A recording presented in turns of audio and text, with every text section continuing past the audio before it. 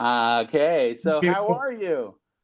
I'm great. Thank you so much. How are Yeah, you? thanks. Very good. Thanks for jumping on a call with me.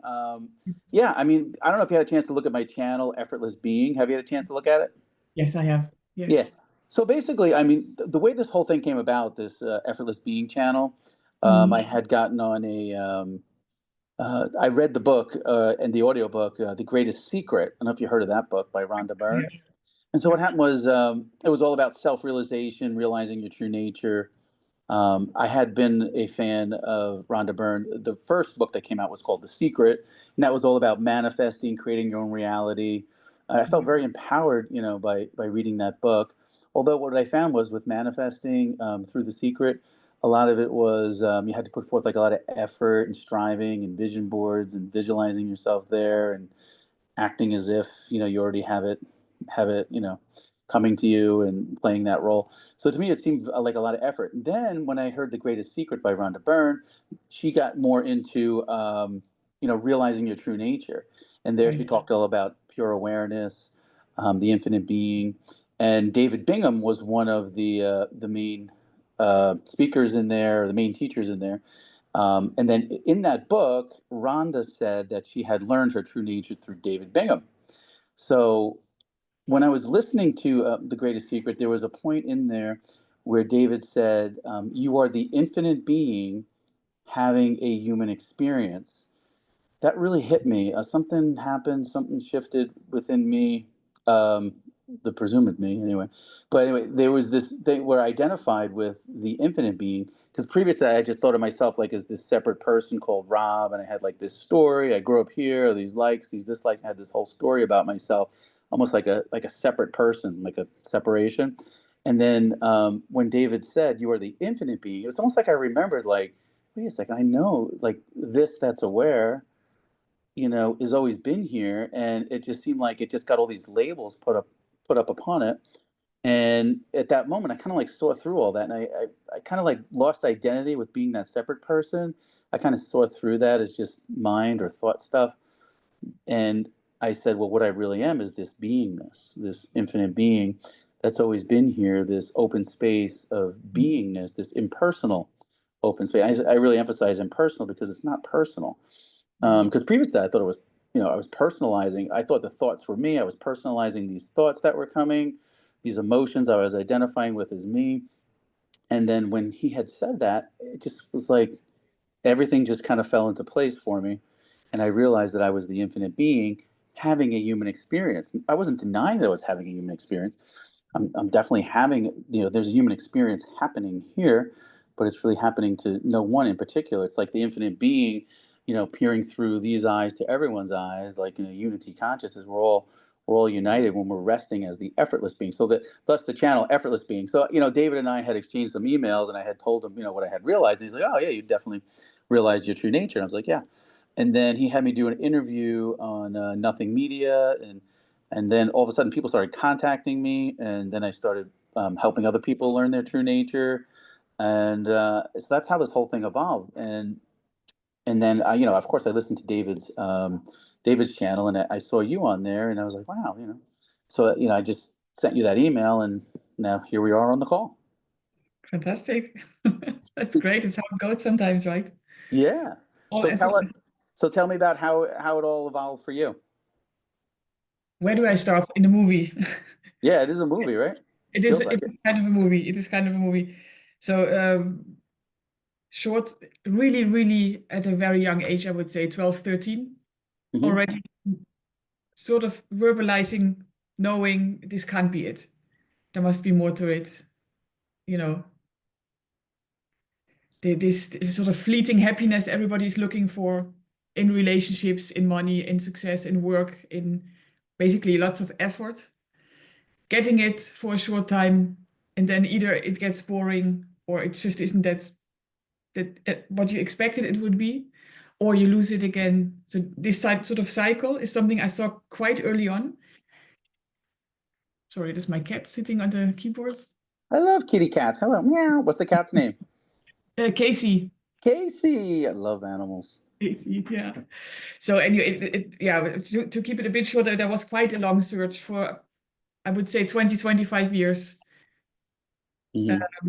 Seeing a lot of great stuff. If it's Byron Katie, Osho, Gangaji, Eli, Hmm. every time there was this sort of recognition, something is there, and then never quite getting it. And all these misconceptions that I had also built in the meantime of it's really difficult to realize your true nature. It's not for everyone.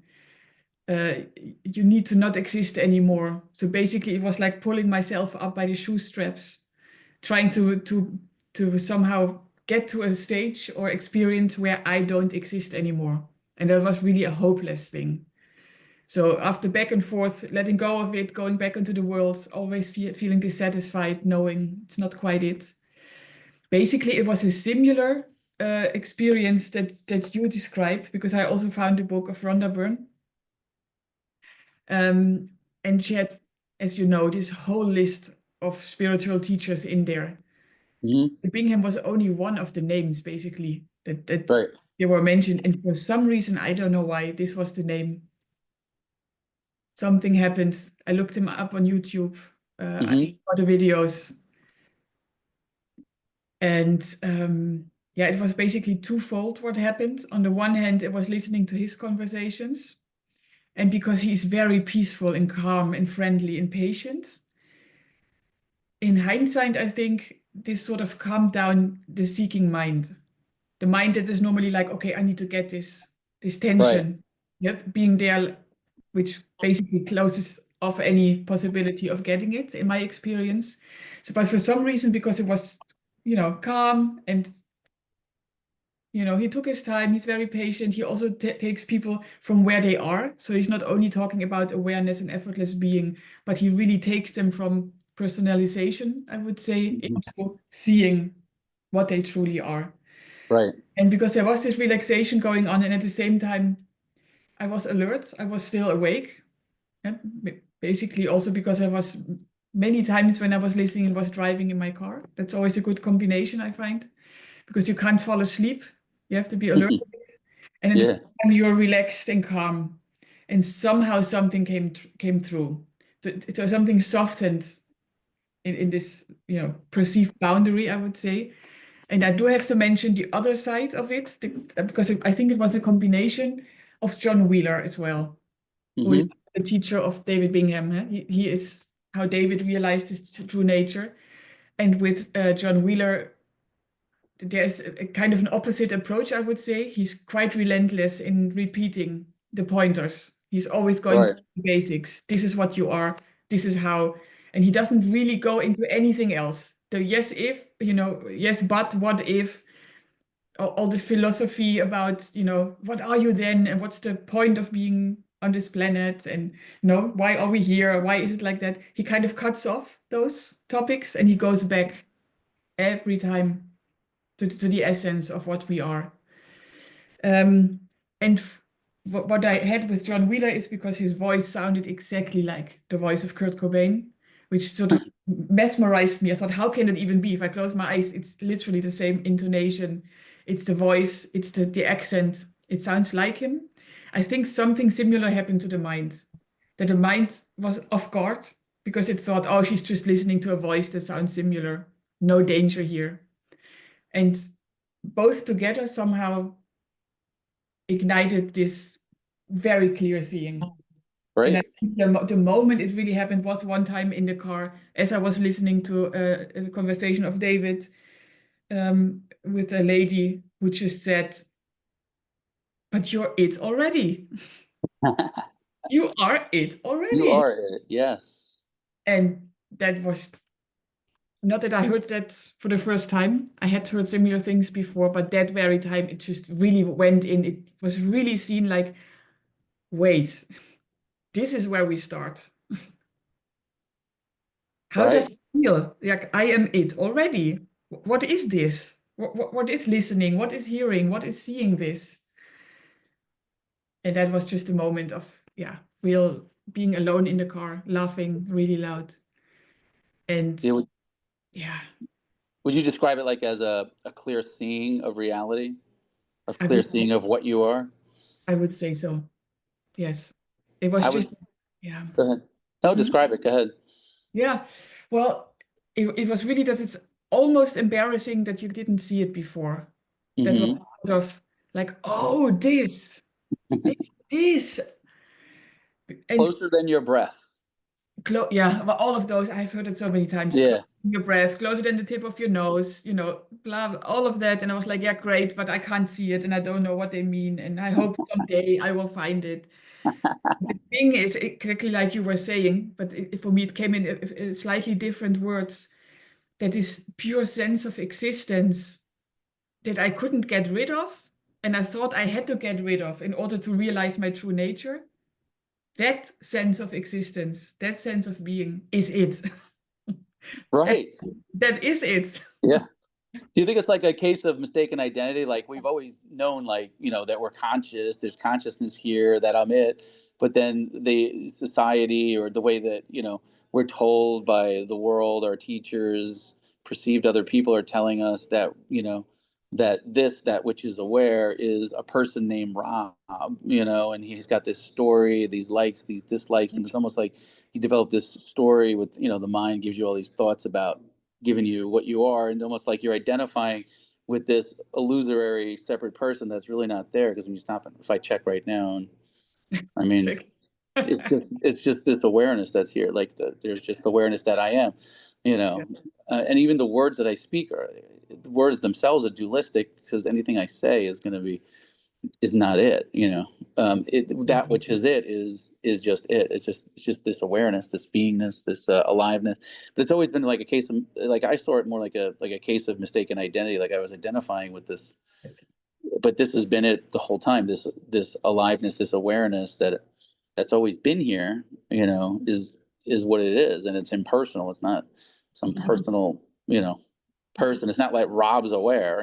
Not there's not two awarenesses here. It's just That is it. That is yeah. what most seekers mistake. And it's indeed a case of mistaken identity. It really is. This is the body. It's female. It has this age. It has a name. This whole story, and this body also has presence or awareness. And as long as this body can stay, yeah, or the longer it can stay in awareness and in presence, the bigger the chance that it will get enlightened. That was the wrong thinking the whole time. Right. It always came from the person that has awareness, the person that has existence, and the person that has to do something in order to realize something else, which is out there later in the future. And that was the big one for 20, Definitely. 25 years. That was the mistaken identity indeed. Then you saw through. Obviously, you saw through it when you realized your true age, and you're right. Sometimes it's like funny. Like, how did I not see this? It's Yes. been here. It's Yeah, been here the whole time. absolutely. And the magic is, I mean, it's been more than a year ago now that I spoke to David, and Hmm. I am trying to put it into words what it is, and you can't. It has no attributes. Yeah, It it's attributeless. Yeah, it has no you could age. point. You could point to it, though. You could Nothing. point to it. Yeah, It's nothing, and at the same time, it's the only thing that's always here. right. It's always on. Yeah. Clearly exists. Mm. It's an absolute miracle. So, since you're, how people talk about integration and that kind of thing. What comes to your mind, or what do you think, or what's your experience like with integration? Yes. So the first couple of months, also what David was asking me, like, do you feel anything happening, any challenges coming up? And there wasn't anything. It was truly, there's no rummy, everything is fine. Things appear in front of you, and then they go again. It was just amusing. And I always said also to him, it almost feels too good to be true. And I have to say, after a couple of months, the invitations did come in. So there are invitations, I would say, trying to make you re-identify with the person. Hmm. And there I was really grateful to David because nobody else I have seen so far talks about things like the demiurge, things like the matrix, this energy harvesting dualistic system that Hmm. be apparent as far as I know on this planet. That is Yeah, my like, yeah, experience. Manohara Rahashi talked about it being like an overgrowth. Correct. Yeah, and if I wouldn't have known that, I would have thought once again I lost it. Hmm. Or maybe I just made something up that was a great experience. It wasn't real. but to be aware that this exists. There is this thing going on. Tolle calls it the pain body. Right. Sort of morphogenetic field is going on, and there is something happening that is trying to harvest energy. And it can, of course, only get the energy that we give it. And it is a bit like an algorithm at YouTube or, wherever on social media, that it is extremely intelligent. It sees and hears everything. There must be like a memory bank of everything that has ever happened. And it does send I'm just using regular words, right? Right. I get it. Yep. But it does send you the personalized, so to speak, invitation. Yeah. The triggers that it knows have always worked in the past. And for everyone, those are different things that could appear. And that is something I definitely recognize and see. And then sometimes, to be really honest, the only thing is what I'm doing is you just get through the storm. You wait and see. Because sometimes you can't do anything, or it appears as if you lost the clear seeing of aliveness of what you really are. And the story, especially with things from outside coming in, people wanting things, only seeing you as the person that they have always known you as, Right. can be really challenging. But yeah, I just love the way David talks about it, the thoughts is like like you were saying, invitations. yeah, It's like invitations to a party. Like a thought will come. Do you want to come to the anger party, the joy party, because they're just really just thoughts, and we can give our attention to them and give them airtime, or you know we can just not personalize them and just let them go. So it's very freeing to know that, and it's also freeing to know that anything happening in the dualistic world really isn't affecting impersonal beingness that we are. So when you know that, not just like intellectually, but you kind of just know it, like your true nature, that you're not affected by what's happening in the dualistic world. It gives you kind of like a peace, like an okayness, like just like an okayness here, that you find that really the world's looking for. They're looking for happiness without sorrow. They're looking just to be okay. the piece of nothing wrong. There you go. Perfectly said. Yeah. Yeah. There's nothing wrong. There's, because a lot of people are like, oh, I have this problem, that problem. A lot of them are personalized, and it's just they're identifying with their thoughts and being a separate person. But the whole time, all of us are remaining as the pristine, infinite being. We're united in that. And when we relax into effortless being is what we are. It takes no effort to be, and we're all that one beingness. And when we're rested as that, you can experience unity consciousness. Yes. And you always do. That's the funny thing. You Right. always experience it. That Yeah, the also whole helps time. a lot. Rather than looking for ways out of misery or suffering when the invitations come. That could work, but it's effort, so not so sure. Yeah. But what really worked is, for me, what is already untouched right now? What is already in unity consciousness? And you're straight back. Yeah. And maybe just a practical one that I'm also sharing with people, because I also get contacted since I uploaded the videos on YouTube. Yeah. What really helps as well is write down, either from experience as they happen or from memory, if you're peaceful afterwards, write down the invitations. And you will see there are not so many.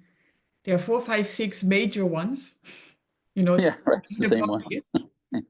And it does get ridiculous after a while.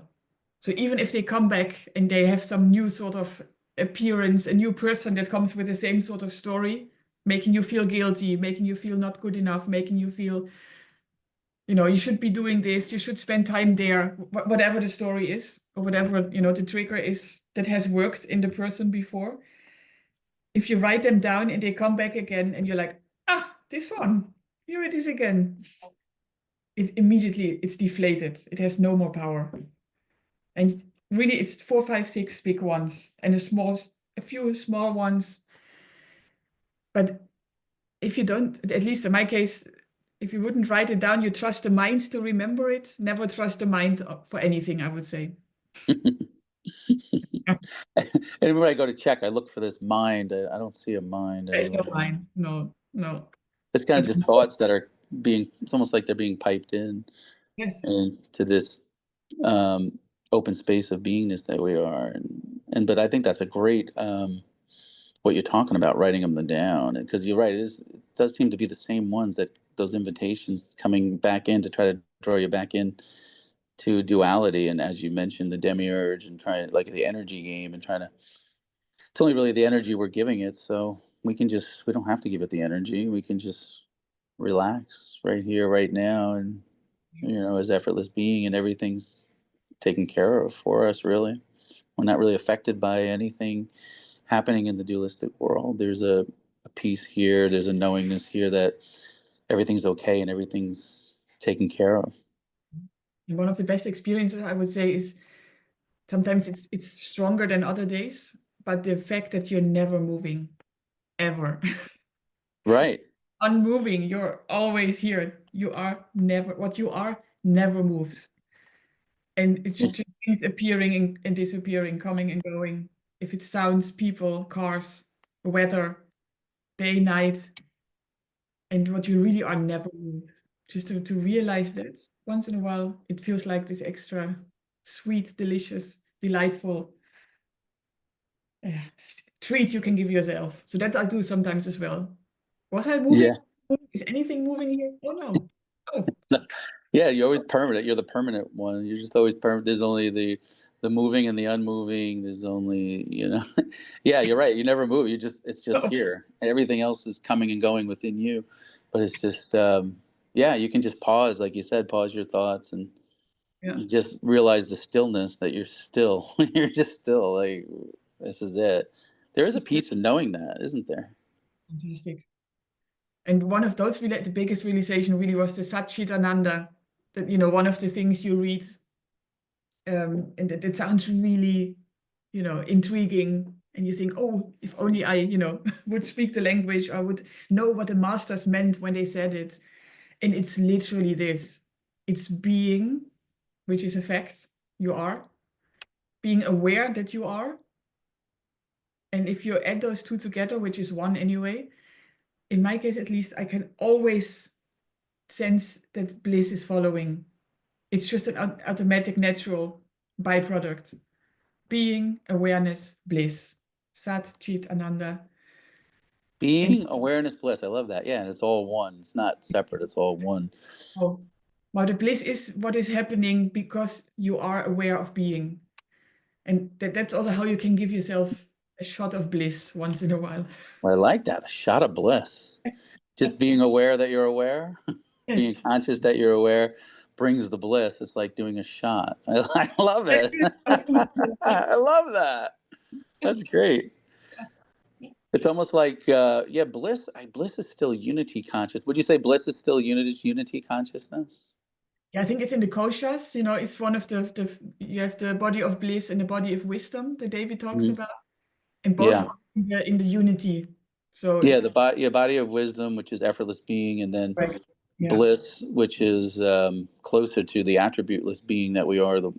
yeah, It starts off as we're all the attributeless beingness, or the, non-conceptual awareness. We're that, and then it goes to bliss, which is still unity, and then mhm, it goes to the body of wisdom, or effortless being, where everything's arising. Like, you can experience everything arising equally and effortlessly in this space of beingness that's you, and that's still unity consciousness. Then it goes into, I guess, the thoughts. I would say the thoughts yeah, are coming, then that's more into, like, dualistic, because now you're identifying with the thoughts, thinking you're the thoughts, and you're like this separate person. Then now you're experiencing duality, and then the emotions come after the thoughts, I would say, like, based on what you're thinking.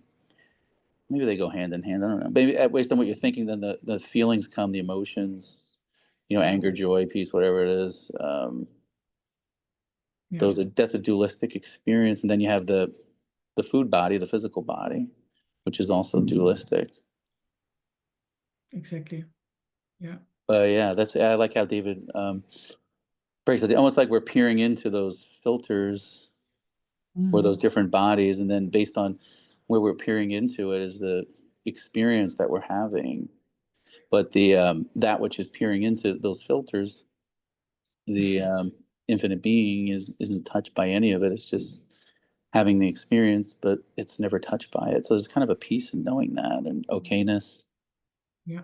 There's only suffering if you forget it for a short while. Yeah. Yeah. If you forget what you are, I mean, yeah. Yeah, because when people are suffering, though, they it's because they're identifying with duality, or they're identifying with being a Mhm. separate person, and they don't realize that they're the infinite being peering through Correct. that particular filter. Yeah. So I And would so say that the Satchitananda is probably awareness being aware of bliss. That's how I would describe it. being aware of bliss, yeah. I love that feeling, bliss.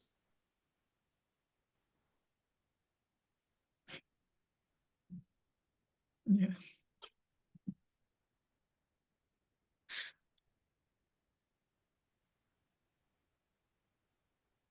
That silence, that stillness is bliss. Mhm. It's unity. Yeah. The mind likes to come in and describe it, but it's Yes. already known as, I like how David says, it's late to the party. It comments on the Pointer. isness of what is, you Yeah. know, and it wants to describe it like a football commentator. I love those pointers. Yeah, they're just good because But they can help you have a clear seeing of really what's going on. and if you pay attention, it always is late to the party. Always. There's Hmm. always a tiny bit of time in between it, and then it says whatever. As its comment or it claims the experience or it claims, yeah, whatever's going on. But it's not, yeah, it's nothing. Right. It's the fact that, everybody can do that right now. Just what will your next thought be? Tell me what will be your next thought. And nobody can say what it will be. Yeah, you can't control your thoughts. Therefore it can't be yours. Right. That which you're aware of, you can't be that. And some people would say, based on the emotions that you're feeling, like if you're feeling happy and joyful, then you'd be tuning to the joyful, happy channel, and therefore those are the thoughts that would be streaming into your consciousness. Or if you're feeling angry or upset, then you're going to get a stream of thoughts that are based on that. Mhm. Correct. Yeah.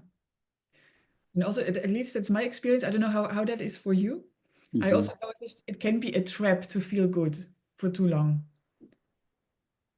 So as soon as there is again the commentator, but that's in hindsight, of course, you see that. In the moment, it's often not seen that way. But as soon as the commentator has this sort of conclusion, okay, I know it, I got it. This is peace, this is, fulfillment, this is happiness. And somehow letting go, falling asleep. I don't mean effortlessness, but I really feel this sort of losing awareness in a way. And then it's something usually happens to make you feel miserable. So there isn't, it's like this inbuilt mechanism to make sure you can't fall asleep much. I, Make sure you're yeah, present. You're here. exactly, Because you exactly. feel like if you're feeling good all the time, then you just kind of lulls you to sleep, Yeah, yeah. and It's, then something will happen. Something in the dualistic world or the experience will happen, and then it'll wake you up. Wait, I'm not that. yeah, exactly. That's how it happens for you. Mhm. The so, what does your everyday life look like now? Since now that you know your true nature, has anything changed, or what's it been like? Yeah, so the honeymoon phase, I would say, that was there for a couple of months, that has subsided a bit. So now it's more quiet and peaceful and calm. And yeah, the shot of bliss is something that has to happen because there's thinking about it. There's this, hey, who am I? What am I? Am I still aware? Do I still exist? Oh yes, there it is. And how else it looks, there is responding to things because there are things going on. And, I have a job, life does what it does. You get your nice and not so nice surprises. Difference I would say to the past is that there is a response in the moment and it subsides, it's gone. It's just very quick and it goes. And it's more appropriate, I would say, the response, because it's not coming from hours and hours of ruminating and thinking I about know what you mean. Yeah. this whole. And if it would start, you see it right away.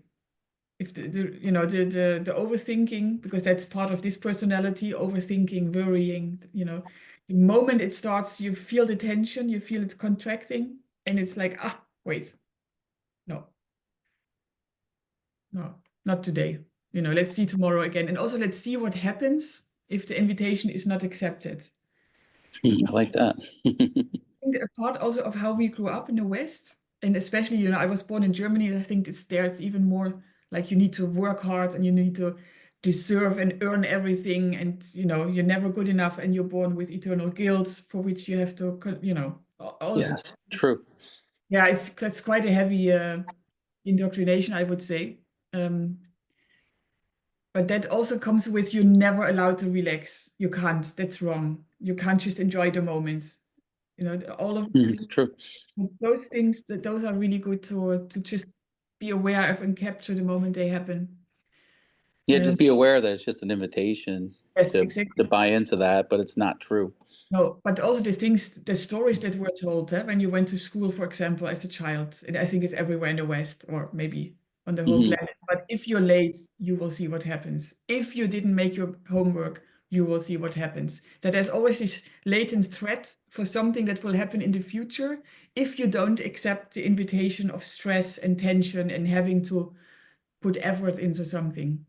And to just wait and see. So basically, not accept the invitation and see what happens. And you will see this nightmare that has been built up of, this sort of cloud showing you how the future will look. It doesn't come. And It's the not more true. often, yeah, the more often we play with that, the more, and I guess that's a bit of the manifestation as well. Yeah. The secret for sure plays into that in a way, but not to manifest and to get something that you don't have, but to simply stay true to effortless being. That's the only thing that counts. And whatever comes up within that, that is what will be done and nothing else. And my experience is that then the dread of the future, that also in the past actually did happen, right? The moment you Right. didn't make your homework, the moment you made a mistake, the moment you were slacking off, the consequences did come. But now in hindsight, I think that's coming because we made them. We somehow created them by believing this is what will happen as a consequence. Yeah, right. It's true. It's crazy. Yeah. Crazy. In the moment, you don't have to believe that they won't come, because that can be like a mind fuck that will not bring you what you want. But just Right. just a don't know mind. I don't know. I don't know. And I will not accept the invitation. And then as you see it doesn't happen, or it's 2 hours later and you completely forgot the thought that was, bugging you before. There's no consequence. It's not coming. It's just not happening. And I think that's a sort of integration that, well, not that time exists, but in the apparent relative, life of this person, this Romy, it looks a bit like a progress. So the more often you play with that, the more often you don't accept the invitation and you just see what happens and you stay true to effortless being, this divine determination of nothing else matters. And you see, Nothing else matters, yeah, except effortless being. There was a song by there was this rock band called Metallica, I and there's know, I love hard rock, by the way. nothing else matters. We could just think of that song and like nothing else matters except being what we already are, effortless being, and not buying into the mind's stories and threats or whatever it is. Yeah. And just like you said, just wait and see what happens, and then you'll find nothing really happens. The only thing that's going to happen is whatever's effortless being is happening in this moment. That's all there is. Everything else is, like you said, a mind fuck. Yeah, sure. But you can get the consequences of the mind fuck if you believe it in both ways. So if you believe the worst will happen, it probably will. Yeah, But also if you force yourself to believe like, no, the best will happen, somebody will not be angry with me, then it may happen as well that they will be angry with you because you're still sort of imagining it, even if you put a no or a not before it. If that What are makes your thoughts on manifesting, like creating your own reality? yes. What are your thoughts on that? Can somebody intentionally create their own reality? Yeah, I do think so. And I have read The Secret also years ago when it came out, but it Hmm. always felt a bit off, like not a real thing. Because what it would create is what I had already seen doesn't make you happy anyway. So Right, yeah, all the money, the perfect health, the exactly. body, the Yeah, perfect relationship. Do all those things make you happy? it was been there, done that in a way. I knew it wouldn't. So I was like, why should I create something and manifest it if it's more of the same? Like, how many Exactly. restaurants can you visit and keep enjoying? And how many meditation retreats can you do hoping something will happen? I mean, Yeah, it became a bit boring at one point. So that wasn't quite it. But after realization, I would say I did realize, and that's definitely the greatest secret. I mean, that's definitely. definitely more true than The Secret. Oh yeah. That, since you are the infinite being, you are eternal. There is no such thing as time. Or as David says, you have infinite time, at Right. total. Why not play with it? What else can you do? Yeah, it's like entertainment, Who cares? Yeah. right? Did you think the dualistic world is like entertainment? Like, In a way, I would say so. In a way, I yeah. would say, Some of like a comedy show. I've heard David say that too. It was like a comedy show. I can see that in some ways. Becomes things that were so serious become actually funny now. And I like the analogy, like the actor, like playing the role, like the actor itself is the actor and the character, like the character in the movie or the play, whatever, isn't really hurt. It's just the actor's never hurt, no matter what's happening with the character. Like the character you're playing, when the character, the actor goes home after playing the character, and the actor's fine. yeah, yeah. And I wonder if that's maybe why everybody likes to watch movies. Why that's Yeah, the it's true. multi-billion-dollar industry, because it reminds us of what's already always the case. Yeah, exactly. That could be you could be onto something there. Yeah. Yeah, I don't know. Could be. Yeah. Everybody feels drawn to movie, a drama, something to to basically watch from an observing, safe point of view, but feeling sort of drawn in enough to make it not boring, right? So there needs Hmm. a bit of drama, a plot twist, maybe a fight, not something going on. Otherwise, it's boring. But if you watch a movie, you're never affected. You know it. That's why also horror movies are really enjoyable to many people. It's a bit more. Yeah, yeah, I get it. Because Sort of, I mean, you're just sitting there in the movie theater watching it, but sometimes you can get so identified with the movie, you think you're the character in the movie, so you might feel the emotions of the character. But when the movie's over, it's like, okay, going yeah, home now, everything's fine. I mean, it's the same enjoy way. it. Like we're the infinite being, the effortless being, in this dualistic, playing this role in these roles that we play in this dualistic world, but we're not really affected by it in that way. But that's already the case, exactly. So basically, what we are looking for, this piece of slowing down, watching a movie and doing nothing, which is what people also escape into sometimes, right? Right, vacations or Life retreats can or be really yeah, hard, and work can be really hard. meditation. Yeah, but Yeah, it's like you said, it's already the case because we're already the effortless being. yes, There's, exactly. there's nothing to do. No, It's all done, right? Am I right? It's all it's done. so You experience that, like everything's done. yes, yes, yes, absolutely. And then, no, I mean, it's amazing how much gets done. The moment you realize nothing needs to be done, everything is already done, and you're never doing anything, at least in this case, Yeah, you I mean, the most productive ever from that place. people on the outside looking at you. Look at her doing all these things, and meanwhile, your experience is like, I didn't do anything. Nothing. I'm No, just relaxed, and it's all just taking care of itself. At least that's the way it feels, right? It feels like everything's just being done. exactly. And There's that, an easiness about it. and it's That's nice a, to play with that, to try that also in situations we remember from the past would annoy you, like waiting in line in a store and things are going really slowly. And yeah, normally you'd be like, oh, come on, yeah, yeah. one job, do it. And in that very moment, to realize. Yeah. Yeah, it's fine. Like I even find myself like that. I'll be on the line in the past. I'd be like, all right, now I'm just kind of like, hey, what's going on, everybody? Yeah, Isn't this fun? it's so cool. Yeah, It's like a lightness, like I don't know, like, yeah. I mean, and there's it's a just great. not serious anymore like it used to be. Like it was so serious. Like it's just I'm just chill now. Like I just feel chill. Like just relax. Mhm. Yeah. So the line is moving slowly or quickly within that which is never moving, which is funny. So there Right. and to realize what's never moving and to find it. And then sometimes if there would be this adrenaline shot, because it can still come up, right? Because it's the latent tendencies from the past. It has always happened in the past, so it still comes up.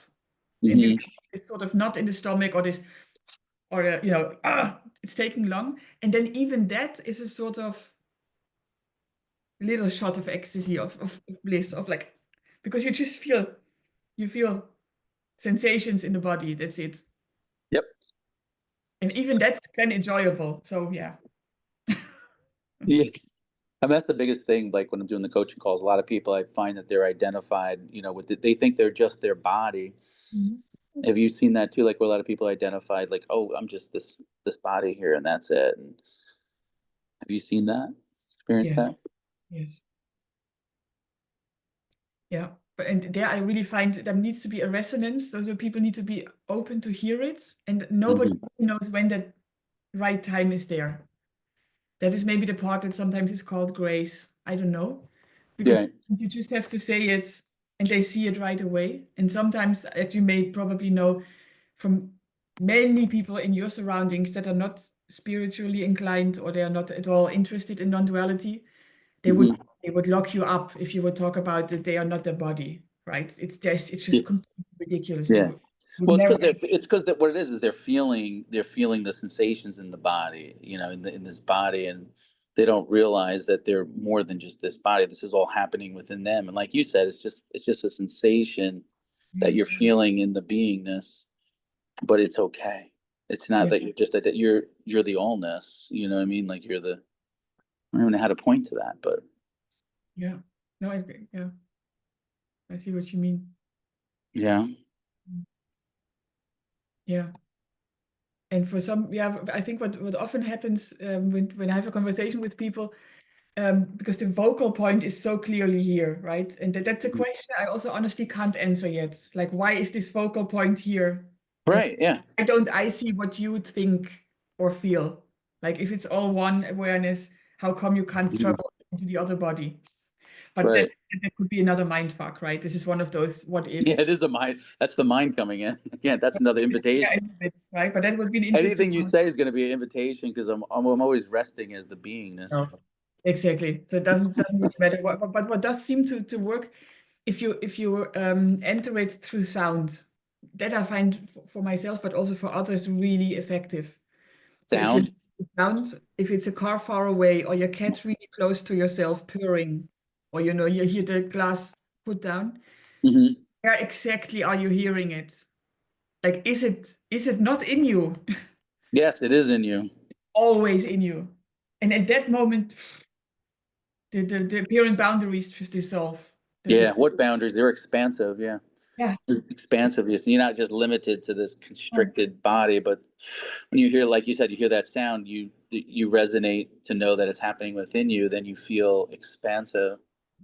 and it's not even make believe, that's not something you make up. This is No, literally it's your direct experience. Direct experience. experience Exactly. is king. Yeah, when you have that direct experience. Yeah, exactly. Exactly. That is a great one as well. Direct experience. Yeah. Yeah. Yeah. So David's having I think it's tomorrow, right? Yeah, Yes, tomorrow he's doing. Are you going to be on that? I am. Yeah. Yes. I'm going to be on there too. I think it's two. Was it Oh, 2 o'clock? yeah, for me it's 8 p.m. So probably, yeah. I got to check my. I know they when I signed up, they gave me the call, the Zoom information. I'll be interested to see how it goes. I'm imagining a lot of people on there will already be self-realized. So I I think don't know, so. maybe like a unity consciousness session or something, or yeah, maybe it'll just be entertainment. I don't. I don't know. Sure. I But think, and it will be a lot about an integration as well, because I think many people have questions about integration. It's so different. how it appears sometimes. Hmm. That is quite interesting, I think, to hear what's normal, everything probably, but just to Yeah. hear the different stories and where people maybe sometimes feel like, hey, you know, I am self-realized, I have seen my true nature. Why am I suffering? What's going on here? And I think those, How would you answer that question?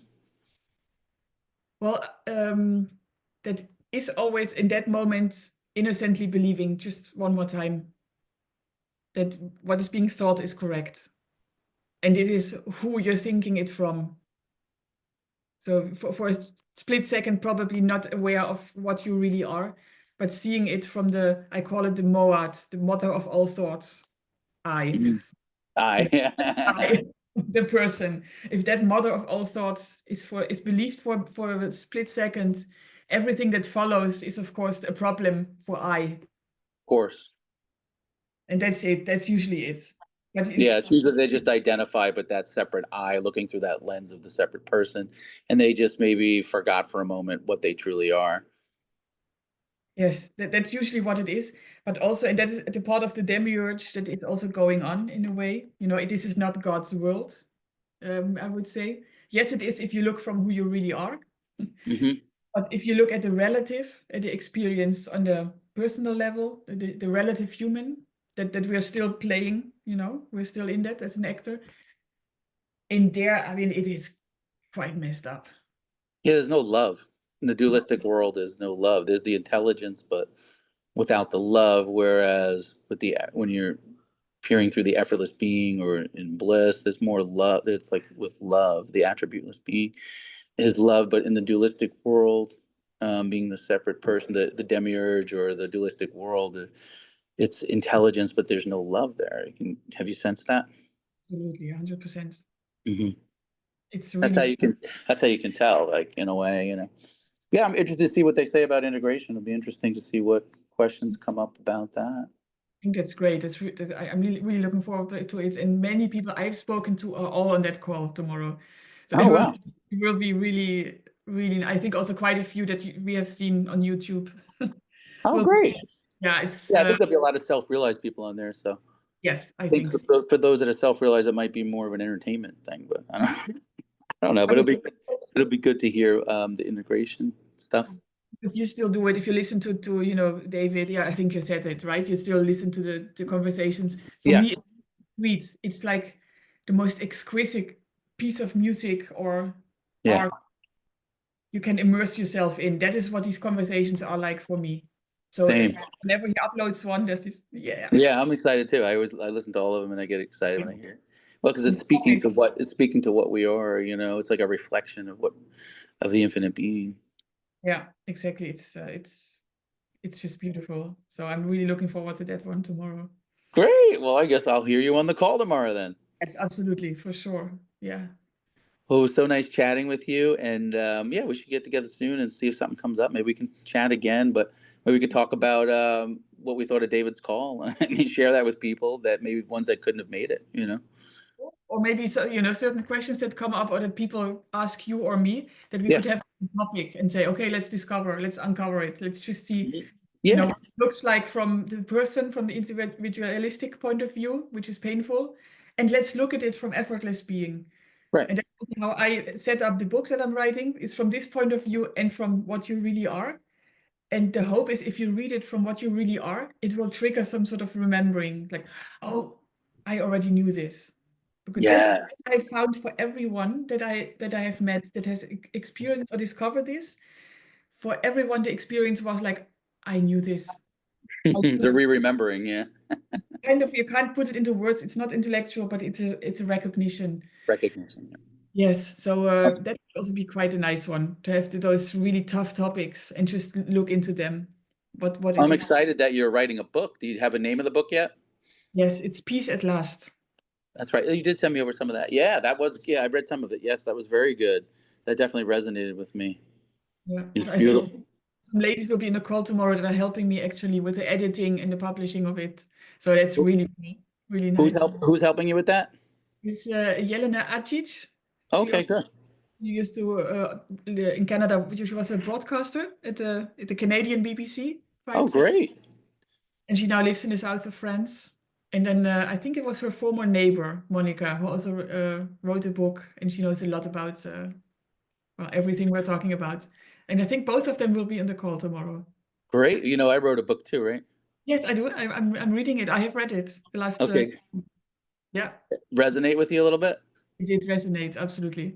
Awakening to effortless being, for those that are listening, it's you know, awakening to effortless being, realizing your infinite self. Yeah, that it was just came about effortlessly. That book, talking all about similar stuff that we're talking about here. Absolutely, absolutely. Yeah, yeah. It's I'm just excited. right. It's not. It's just it needs to be For written. you. Yeah, I'm excited to see your book too. Yeah, yeah. So that yeah, it's now at the graphic designer because we're just seeing. Did you make a printable version as well, or did you start Yeah, with yeah, online? yeah, yeah. I did. Yeah, if you do it through Amazon, they send you like a proof of it and it prints it out. Pixel was the one who did my cover, did the cover for the book, Pixel. And it was just really funny how it all came about. It was like almost like synchronicity in a way. Somebody just had come up to me, like knew I liked to write, and they were like, "Oh, send me over your manuscript." I sent it over, and they're like, "Yeah, this is good," and they helped me get it published. And next thing you know, boof, took off, and there you go. Yeah, that's so cool. All right, well, I'm gonna sign off here, but it was nice chatting with you, and we'll talk again soon. I'll see you on the call. Yes, see you Thank tomorrow. you. Thank Thank you. you. Bye.